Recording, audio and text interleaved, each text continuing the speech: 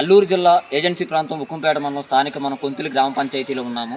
ఇక్కడ మనకు అందిన సమాచారం మేరకు ఇక్కడ జిల్లా ఇంజనీరింగ్ అధికారి అయినటువంటి తమర్ప కొండయ్య పడాల గారు శ్రీ దేవి తల్లి వారికి ఏదో మొక్కు నిమిత్తం మొక్కుంటే ఆయనకి ఏదో మంచి జరిగిందన్న ఉద్దేశంతో ఇక్కడ భవానీలకి ఆయన కొంత 10 మంది భవానీలకి విరాళం అందజేశారు. మరి ఆయన అందజేసిన విరాళము అదే ఏ విధంగా అందజేశారు, ఏం చేయమన్నారు అనేది ఇక్కడ భక్తులు ఉన్నారు. మాలా ధారణ వేసిన నాయుడు గారు ఉన్నారు, ఇదే గ్రామానికి చెందిన వ్యక్తి. ఆయన్ని పూర్తి వివరాలు అడిగి తెలుసుకుందాం. సార్, మాకు అందిన సమాచారం మేరకు ఇక్కడ తమర్ప కొండయ్య పడాల గారు అనే వ్యక్తి భవానీలకి విరాళం అందజేశారట. ఏ కారణంగా అందజేశారు, ఎలా, ఏంటి? ఆయనకి అమ్మవారు అంటే చాలా నమ్మకం ఎక్కువ. అవునండి. ఆయన అనుకున్నది జరిగిందా, లేకపోతే ఆయనకున్న నమ్మకం వల్ల దేనివల్ల కానీ 10 మందిని తీసుకెళ్ళమన్నారు. 10 మందిని తీసుకెళ్ళమని విరాళం ఇచ్చారు. కాకపోతే చాలా ఎక్కువ ఇచ్చారు. ఆయన 10 మంది కంటే ఎక్కువ ఇచ్చారు. అందుకే 17 మందిని తీసుకెళ్తున్నాను. మీరు ఎలా ఫీల్ అవుతున్నారు?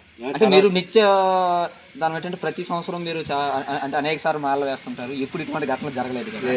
నిజంగా ఈ రోజు మీరు ఎలా ఫీల్ అవుతున్నారు? నేను చాలా ఆనందంగా ఉంది. అంటే మాతోనే పాటు కొందరికి లేని వాళ్ళని కూడా తీసుకెళ్ళడానికి అవకాశం కుదిరింది. కొంచెం ఫైనాన్షియల్గా ఇబ్బందిగా ఉన్న వాళ్ళు కూడా తీసుకెళ్తున్నాం. 17 మందిని తీసుకెళ్తున్నాం.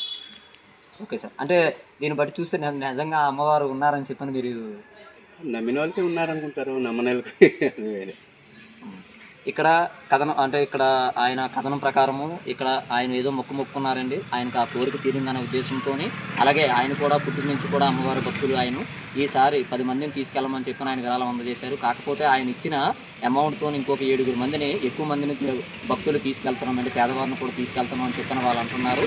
నిజంగా భగవంతుడు ఉన్నాడనే దానికి నిదర్శనం ఇదే అని చెప్పని ఆయన అంటున్నారు. ఏదేమన్నప్పటికీ అంత పెద్ద విరాళం ఇచ్చి పేదలతో సైతం అమ్మవారి దర్శనానికి పంపిస్తున్నందుకు ఇక్కడ గ్రామస్తులు కూడా చాలా ఆనందం వ్యక్తం చేస్తున్నారు.